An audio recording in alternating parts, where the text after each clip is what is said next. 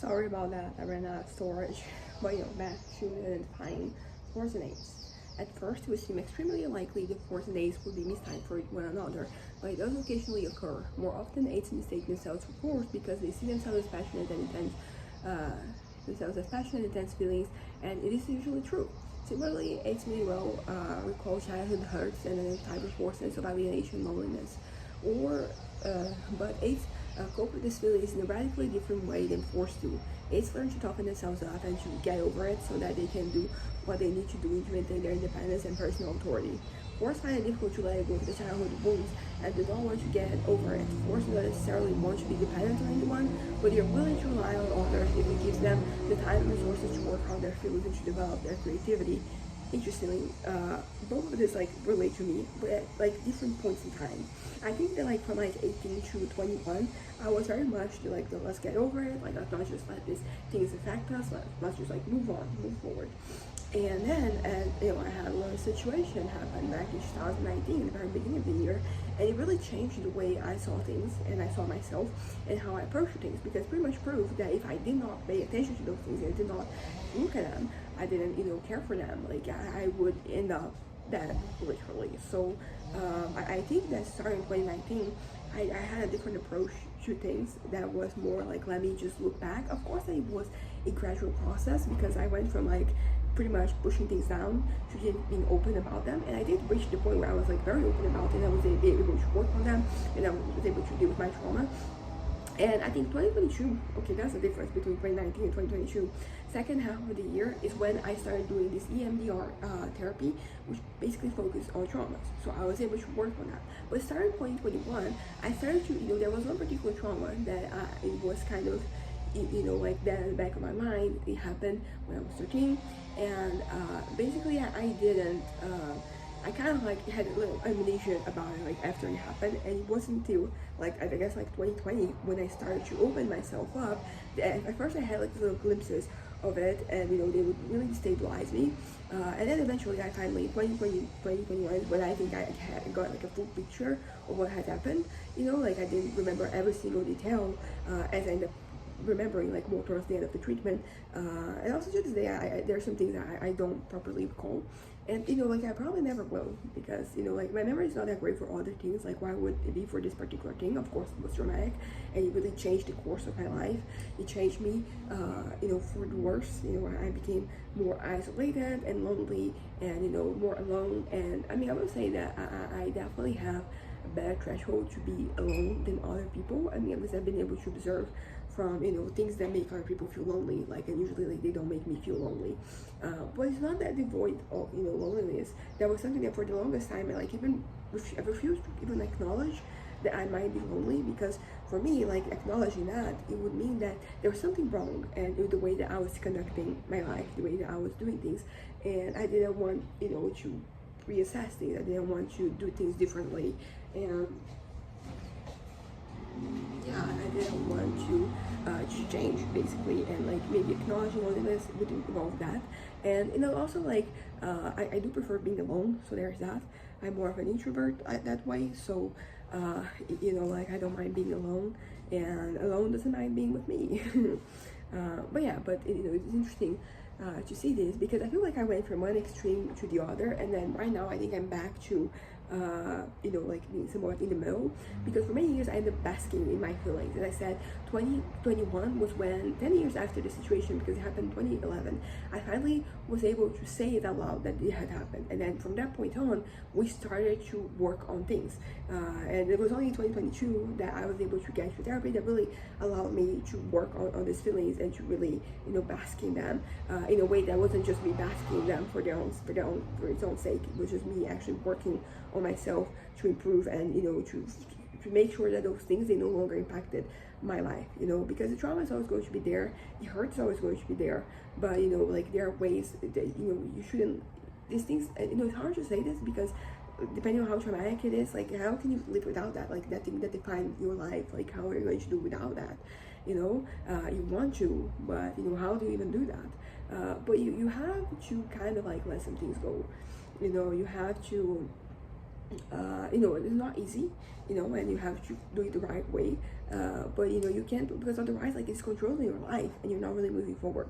So yeah, so the point I'm trying to make is that from like 2016, before 2016, I was already doing the whole thing of like pushing it down, but I was a teenager. So like 2018 is when, 2016 is when, you know, I was 18. So I'm considering from that point forward.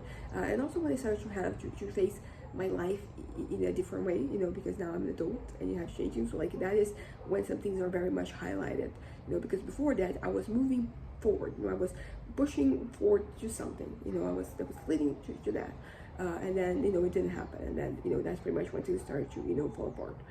But yeah, from like 18 to 21, 21 being 2019, I turned 21 at the end of, you know, 2018. So yeah, 2019 is when the situation happened. So the 3 years I was pushing things down, I was doing this, you know, the whole thing of like getting over it, and then it didn't happen. And then from 2019 to 2020 is when I started to be open about things, including like mental illness. When I had my diagnosis is when I started treating it, and you know, to start treating it kind of like allowed me to start, you know, basking in the past. You know, I'm using the word basking too much. Looking back, you know, in the past and seeing how, you know, things happened and how they molded me. Yeah, so then 2021 is when I actively, it was like, okay, we have to change this because it is unsustainable for me to live this way. I won't be able to live if I keep on, you know, basking in this trauma. I'm just tired of saying basking, but I like the word and it's fun to say.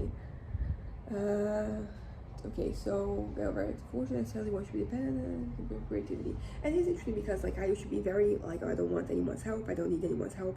So you know, being able to, you know, welcome people into my life, you know, people were already there, you know, but my parents, like I was living in a way that I was just pushing everybody away from me, so they didn't really have the room for them to properly be my parents. And this is something that ended up happening because I shut down after that event when I was 13, and then I didn't really allow my parents to be my parents in some ways, you know, like emotionally speaking. And then after that, like I allowed them, and then we are kind of like rebuilding that relationship. I mean, I think right now it's pretty rebuilt, but you know, it was a journey, it was a process.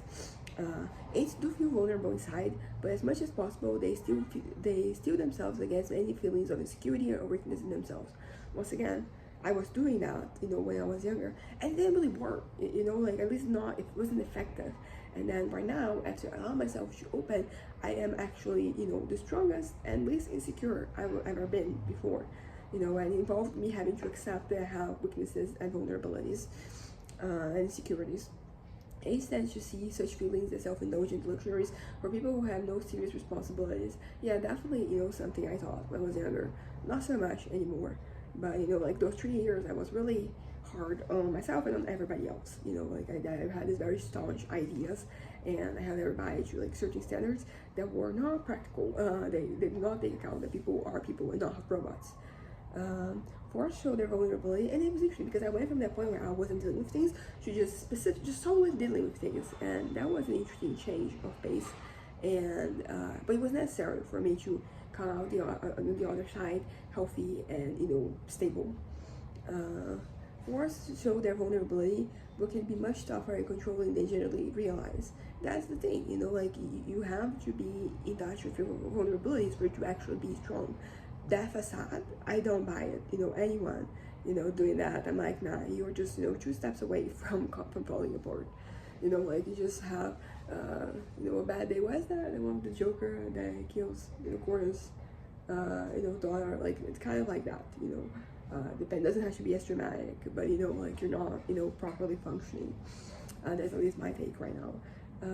In fact, force are quite resilient and can endure emotional difficulties and losses that would cause more other types to collapse, and that is because they are in touch with their feelings and, you know, their minds and their past and everything. You know, when you kind of like you make kind of like normal with the things that might make you vulnerable, like, you know, for you to use those things as armors, you have to be kind of okay with them, and that leads to resilience. Okay, so in strange ways, Aids are like force turned inside out. I like this. I like this.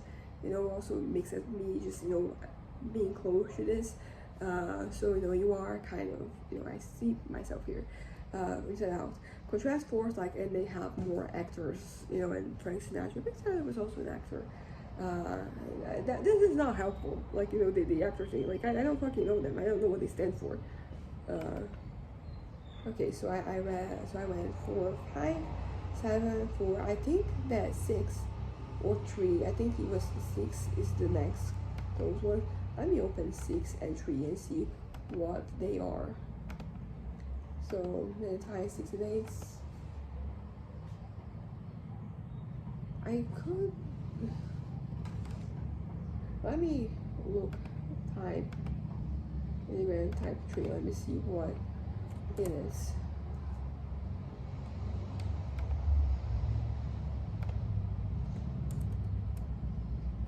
Type 3.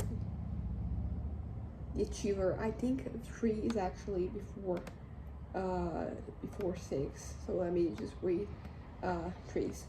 So we then find 3s and 8s. 3s and 8s are both assertive, although the confusion between them centers on the competition found in average 3s and similar competitiveness in average 8s. Okay, so it's when they are average that, like things happen. In general terms, okay, this one is long, compared to the others. In general terms, both 8s and 3s are ambitious and competitive. Both types want to rise above others. The difference is that average 8s are self-assertive and want others to give them their way immediately, so they do not have to waste time and energy fighting people. Not that they are afraid to do so. 8s compete for material and sexual dominance, less over purely social and status issues. Yeah, I kind of like, yeah, and I do relate to this.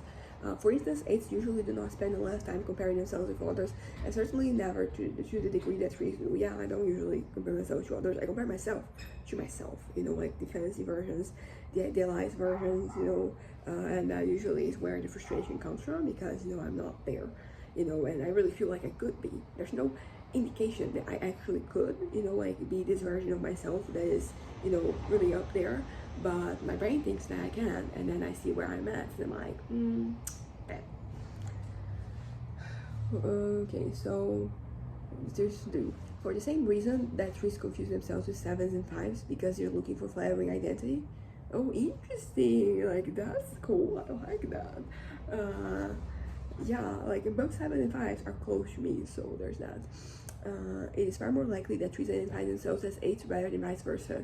I also kind of like feel like I would agree to this. Let's read more. Despite some superficial similarities, the differences are profound. Okay, I will say that the whole thing finding like a flattering personality type, I'm okay, kind of, I'm happy with, like, honestly, every personality type or every like test, everything that you have from you belonging to a house, to a certain faction, and all that. Usually, I'm happy with the results I get. Which makes sense because even like astrology, which is not really something I believe in, I kind of like, I vibe with the results. And I think it makes sense because usually like except astrology, but like those other things, like you're entering a test. So like the things they're getting are the things that you are. And unless you don't like who you are, which has never really been the case for me. I haven't liked certain things about myself, but I generally like myself and being myself, yeah, like unless you, so it's kind of like it's basically giving you the answers that you want, so that is an interesting thing. It's an interesting thing. But yeah, so anyways, it's there's are profound. Sometimes some superficial similarities and differences are profound. 8s are leaders, deal makers, and power brokers who want to make the world conform to their personal vision. They want to have large impact to build and accomplish great things, possibly something that will leave as a testament to the greatness of their audacity and will. Strong, implacable, they can be ruthless when something or someone gets in their way. They have large egos, and achieving some form of glory is important to them. Not only glory, power too. Money is both a form of power and a means to amass more of it. Achieving personal power is a dominating drive in 8s, and there's nothing ambiguous, much less further or duplicitous about them. I like everything I just read. I'm just like, yes, that's me. I don't know. Because I want that to be me. And the test say that it's me. So usually I answer tests truthfully. I'm not trying to. I think when I was in high school, like there might be a couple of situations that I answered not as I am, but as I wanted to be. But like since 18, I pretty much embraced like this is me. It's interesting because it took like things kind of like falling apart for me to. I tried to be a different version of myself, but it was still myself. Still had the traits and the ambitions and the desires that I had. But yeah, by contrast, power is not the key motive of traits. Achieving success, very much different from what I just said. Achieving success and prestige and basking in the admiring attention of others is, yeah, I don't care so much. I want to be successful, And I don't care about prestige, to be completely honest. I think like when I was younger, I care more about it. Like, but you know, if it happens, great. But you know, I don't need it. You know, for me to just lead a fulfilling life, basically. You know, power. That's a different conversation. Prestige, it's nice. Yeah, I don't really need, like, it is nice to have somebody like be very adoring over you, but like I don't need that. Like the lack of people doing that doesn't make me feel less complete. You know, I want also like I don't honestly want somebody to be asking over me. I think it's more like over the things I have done. You know, been able to accomplish. You know, the things I have produced. So you know, like would I rather have people being like that way towards me or towards, for example, like my books. You know, something I did. That's an interesting one. Um, and also, like, I've been thinking about this because I feel like my writing is a way for me to try and achieve that, you know, like having a lasting consequence. So, there's a reason why it is so important and it just has such an effect on me. It's not just because, you know, I enjoy writing, which I do, but, you know, it has all these other effects, like all the other needs that I have, you can kind of, in a certain way, you know, encompass there. Um, by contrast, A's do not care about popularity, they do not care about goodwill of others, so they get, as long as they get the way. So yeah, like that. If A's are natural leaders, trees can be natural managers and technicians. If A's do not fear failure as such, trees fear failure deeply because they see it as a personal humiliation, potential occasion for being rejected, and the deepest fear. Interesting. Fear of failure, it should be huge for me. It's something that I would basically not even deal with my failures. You know, I was kind of like something. These days, not so much. So I've been able to work out my fear of failure, and I'm all the better for it. You know, because the thing of feeling failure is that fearing failure is that sometimes it gets in the way of you trying things because you're afraid that you'll fail. And thankfully, that's not an issue for me anymore. I'm just trying, I'm just going, and if I fail, I fail. If I don't. Great, even better. By contrast, A's see failure as an opportunity to learn something and come back stronger. If A's are too busy achieving their purposes to worry about public opinion, trees leave in eye the opinions of others and desperately want to be in demand socially. Yeah, I don't care about being socially in demand. Like, I don't care. Like, for the longest time, I was even, like, rejecting, like, the fact that I had a social life. I'm not like that anymore. But, you know, like, that is not the type of rejection that I fear. If average 8s are combative, intimidating, and can take the heat despite certain bravado, average 3s will back down or be driven to divisiveness. Ooh, I kind of want to be driven to divisiveness. They cannot take pressure for long or exposure for a moment.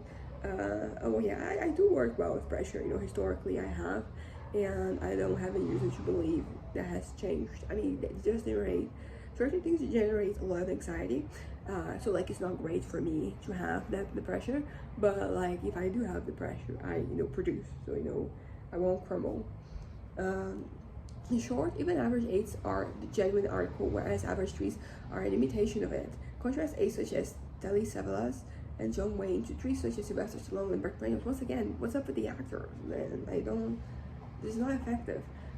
But yeah, like, this is very unflattering for trees, to be completely honest. I feel like if I read it, I feel like this kind of like resonates with something. Because I feel like this is kind of like your trees are kind of like your insecurities talking.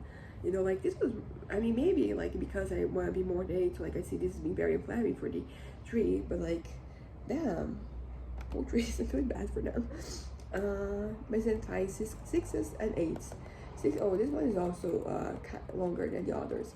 6s and 8s are aggressive, although only the 8s is entirely aggressive personality. 6s can react both to their face. Oh yeah, 6 is also one that like I saw some of myself in it. Same with 3. I think I put them in the same category where there are some things I'm like, but also some things I'm like, this is kind of like my insecurity talking. My insecurity talking.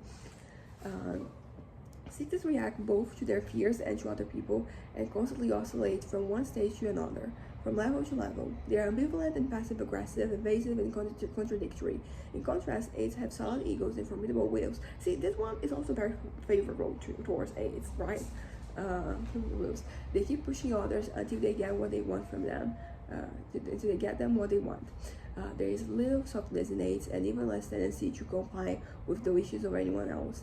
That whole complying with wishes of anyone else, I will say that it relates to, but I will say that sometimes you can achieve more by having, kind of like a soft side, just playing to people instead of like just command people to be like, fucking do this. You kind of like control them to do that. You kind of like nudge them in that direction, make them feel that that's what they want.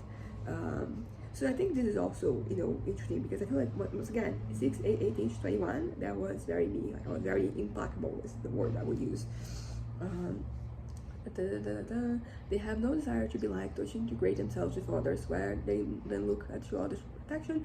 Is overprotection, patronage, in return for hard work and loyalty. I'm gonna lie, I like to protect myself, I like to provide for myself. I don't like the idea of relying on people, although I do rely on people, you know, like I have my family, and we are, you know, doing pretty well, you know. I think like there's a mutual thing going on, and I appreciate that, which is different from me when I was younger. But yeah, but I would say that it's one of those things that there is something about, for your ego, about protecting somebody else, you know, like it does give you a little boost. So I'm not saying that I would be, I can be protective, you know, like there are some things, situations that I do stand up, but you know, it's kind of like, I think it's mostly that like my life doesn't really require a lot of protection of, you know, people. Anyways, as different as these two types are, there is nevertheless similar at level 6, but only at this level. Only at this level. At this stage, both 6s, the authoritarian rebel, and in both 6s and in 8, the confrontational adversary, show similar aggressive traits: belligerence, defiance, and willingness to intimidate others, a quick and threatening temper, the threat of violence, hatred of others, and so forth. This does sound, particularly hatred of others, about threat of violence, like when I was younger, 18 to 21. I know I'm just saying that a lot, but it is kind of crazy. Not crazy, you know, it is personality test, and they have questions that you ask and you answer them. So it makes sense that, you know, you would align with something that makes sense for you, and even in the past. Where it is. However, 8s arrive at this stage as a result of constantly escalating the pressure on others to get what they want, until they have to become highly confrontational and combative. 6s arrive at this stage from a different route. In reaction to the vacillation and dependency, 6s become aggressive because they do not want to be pushed around anymore. 8s become aggressive to push others even more. Yeah, I will say I don't like being pushed around, but I'm not usually pushed around. I think I'm good at establishing boundaries, you know, and, you know, if I do find myself in a situation like that, I am very quick to establish, you know, who is in charge. Maybe not who's in charge, but, you know, like, just leave me the fuck alone, like, no bullshit. The essential difference is that 6s eventually will yield and their defenses will crumble if enough pressure is applied to them. Once again, I'm good with pressure, particularly if it is like in comparison with like standoff with somebody else. Like, I do not yield. I rather die than fucking yield. Talking about tattoo before. It's coming. The pressure applies to them, whereas opposition traits only encourage them to remain defiant and to meet their adversary with renewed aggression. Yes, I'm not great at taking no. Of course, there are contexts in which I take no, you know, it's just that in the other context that I'm not. Both types at this level can be dangerous. Ironically, 6s are probably more dangerous at this stage than 8s, since they are anxious and may strike out at someone impulsively or irrationally. On the other hand, average 8s are more rational. They take the odds of success into account at every move. See, once again, very flattering towards 8s. You know, it makes me feel like this is one of the best personalities to have. They take on success into account at every move. Even when they finally do become violent, however, 8s are more dangerous than 6s because they are more ruthless, and the momentum of their inflated egos make them feel that they can and must press onward until their enemies are literally destroyed. 8s eventually become megalomaniacs, yeah, I talked about it before, and may be destroyed after they have destroyed others. By contrast, unhealthy 6s eventually become self-defeating and may be destroyed by their own fear. Yeah, never. And then they're comparing G. Gordon Liddy and Mike Tyson to Henry Kissinger and Muhammad Ali. Like, this is an interesting combination of people, but this is one that I guess like I can see more, you know, than the other ones. So now I have the last three, which is 1, 2, and 9, which are ones that like I didn't relate to at all. They're all about servicing to other people. I mean, actually, I don't remember. I don't know that. Two of them are at least, and they're the ones that I related to the least. I'm gonna go with 1, since I don't remember. Let's go with 1, then 2, then 9. We identifying 1s and 8s. Both 1s and 8s are in distinctive triad. Both have strong wills, both have action oriented, and both have strong notions about how to do things. However, one tries to convince others to do the right thing as they see it, from the standpoint of a moral imperative, because it is the right thing to do. I don't think I ever try to make somebody do the right. I mean, kind of. Sure, why not? However, once they try to logically convince the other of the soundness of their views, but become irritated and less logical when others resist their reasoning. I would say I do relate to the status, not so much these days, but when I was younger, this feels very like teenager and young adult. At least for me. Eights, on the other hand, rely on their own self-confidence and attempt to sway others by the gutsy convictions and sheer personal charisma. I don't know if it's the right way, but it's my way. I do have this to do. One tries to convert those who resist them. Eight tries to power through them.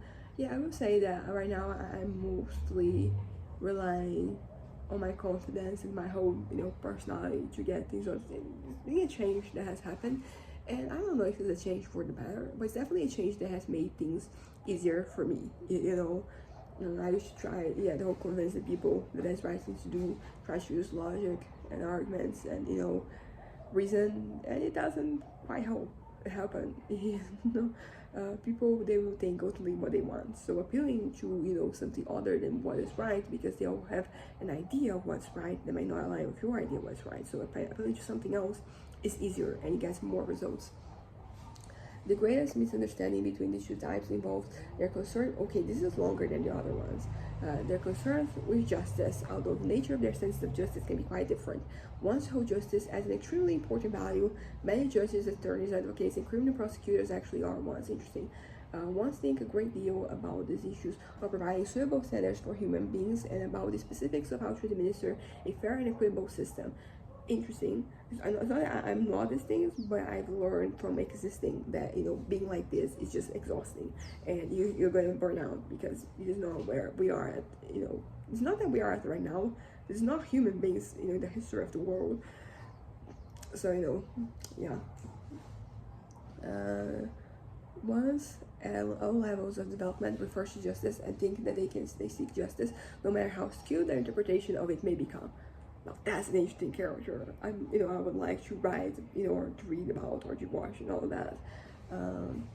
Okay, so in any case, justice is a matter of principles, part of their idealism. They strive after justice, and want to rectify injustices wherever they find them, because, among other reasons, to do otherwise would be to fail to live up to their high moral standards and make them feel guilty. Do I feel guilty? I mean, I feel guilty, but it's not, it is what it is. Eights, justice is more of a visceral response to reactions to witnessing justice occurring. Oh my god.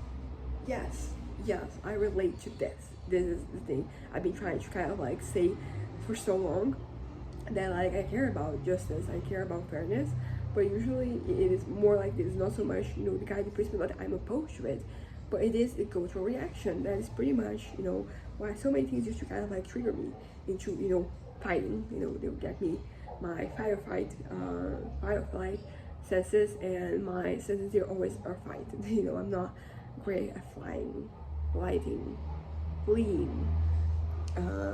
Eights, generally speaking, do not walk around thinking about these matters, but if they saw a friendless person being harmed or bullied by others without thinking about it, eights would rush into the level of the playing field. Yes, now we're talking. Why didn't I say this? In the whole eight thing, this is I'm relating. For eights, justice has little to do with abstract principles. Eights see themselves as protectors of others, and when they're healthy, they actually are my protector of others. Wow. Let's see how that turns out in my life. Eights are more likely to seek justice for their people, their family, friends, and co-workers, ethnic group, or so forth. Yes. Oh my god. Yes. This is exactly what I'm trying to say. There are certain things I do not give a fuck about.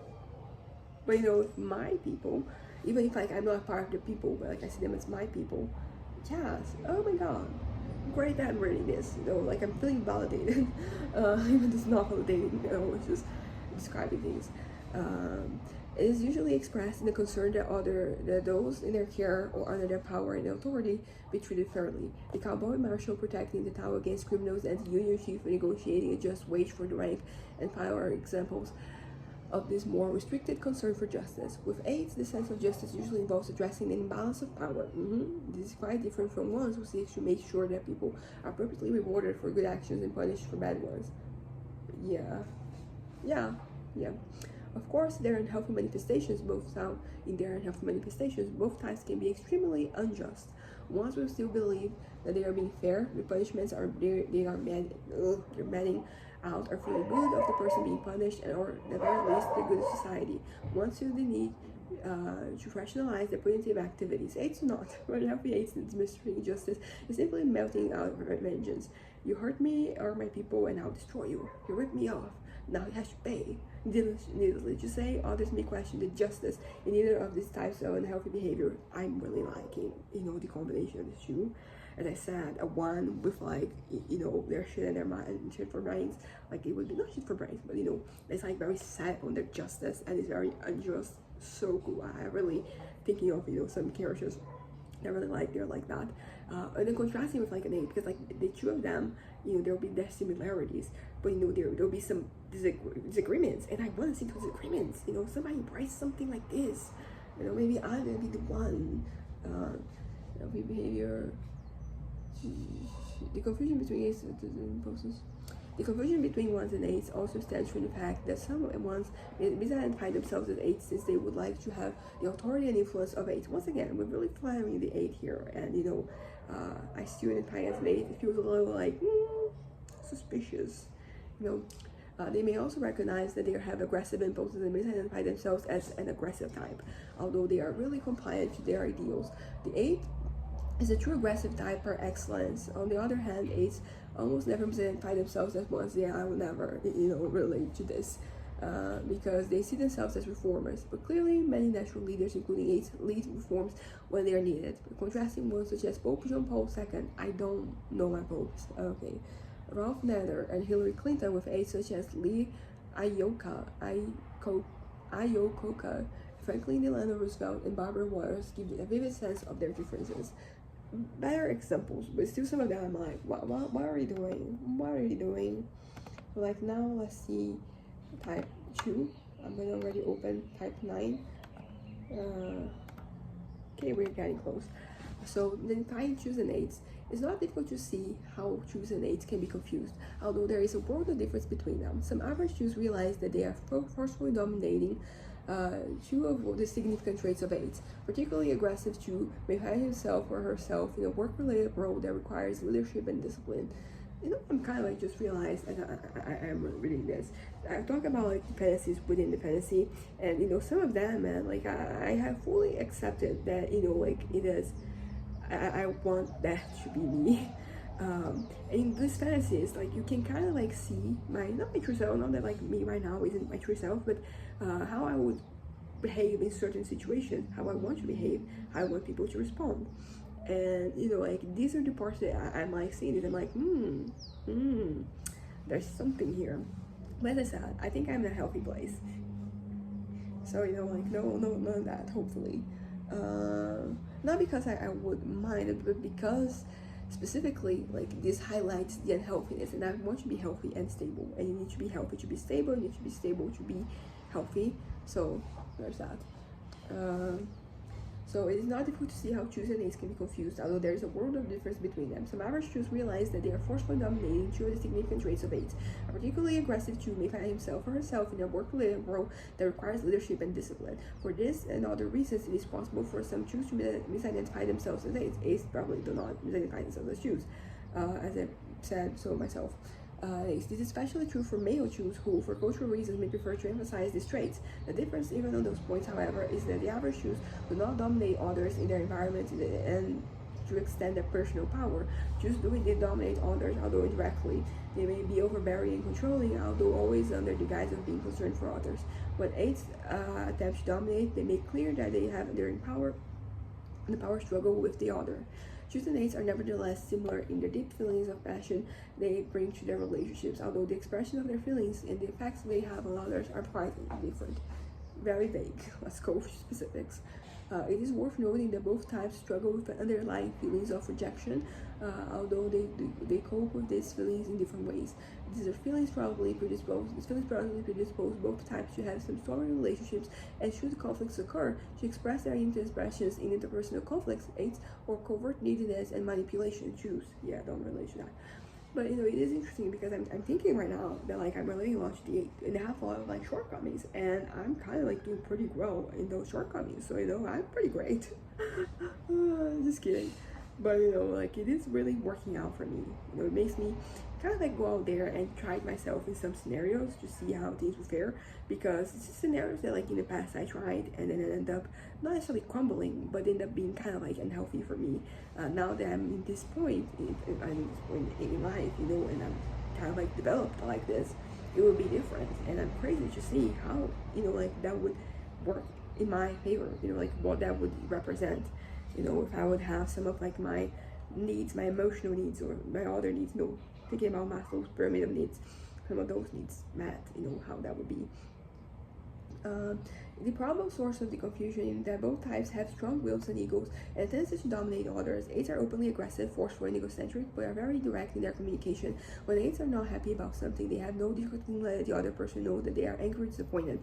2s can also be aggressive, forceful, self-satisfied, egocentric, and so forth, although covertly, under an increasingly thin veneer of love. Yeah, I would be more forthright. And also the whole thing of like doing this covertly, it feels a little, not cowardly, like that's the wrong way of looking at the situation, but like, you know, like if you want something to get done, like be straightforward about it, otherwise nothing is going to happen, you know, unless you're like probably a 2 and you can, you know, sense those feelings there. And then everything with your love. Jews have a great difficulty communicating their anger openly, even though they may be very upset with someone. Yeah, I never had this difficulty in that day in my life. Thus, they use indirect approaches, trying to hint at or failing at that, manipulate others into meeting their needs.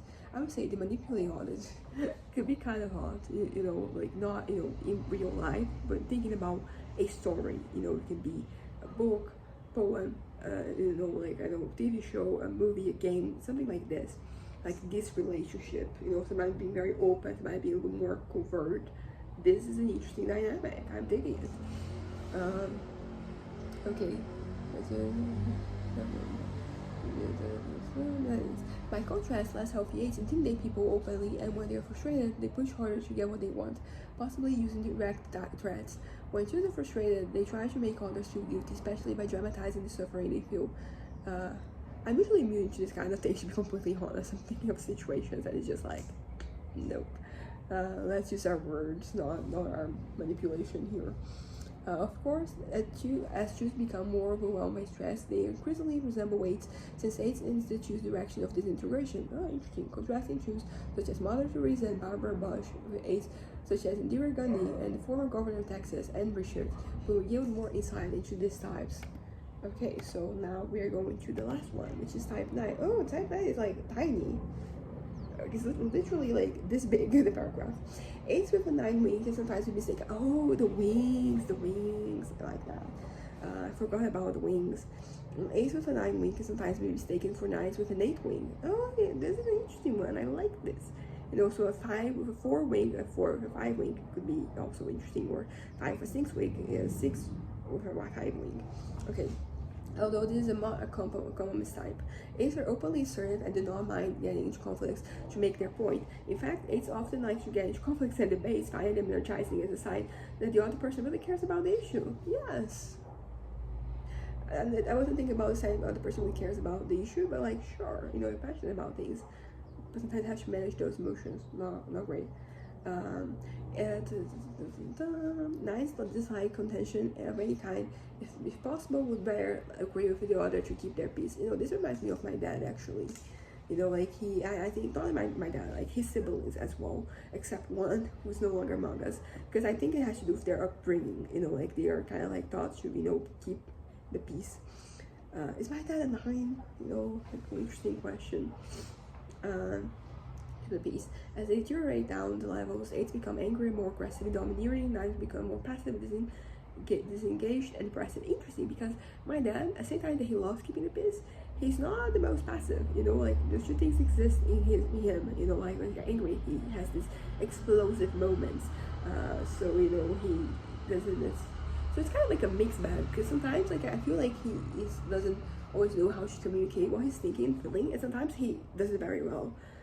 You know, duality of men, I guess, not just men, you know, people. When I say men, not men, it's each other, as in, you know, people.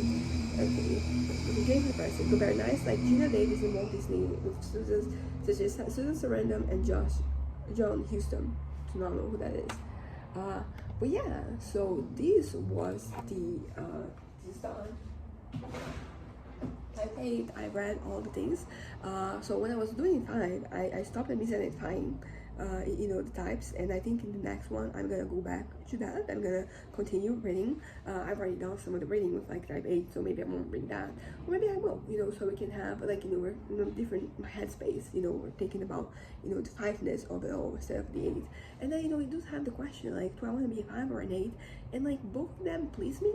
You know, I do think that, you know, when I was younger and I was more academically inclined, I was, you know, more, I'm not saying that I'm a thinking type right now, but, you know, I used to be more, you know, I feel like I would relate more to, you know, type 5, because, you know, there was a lot of like that in, you know, my daily routine of like me just, you know, thinking, and I'm still doing a whole lot of thinking, but like it was more academically oriented. I was taking courses, I was like learning new things.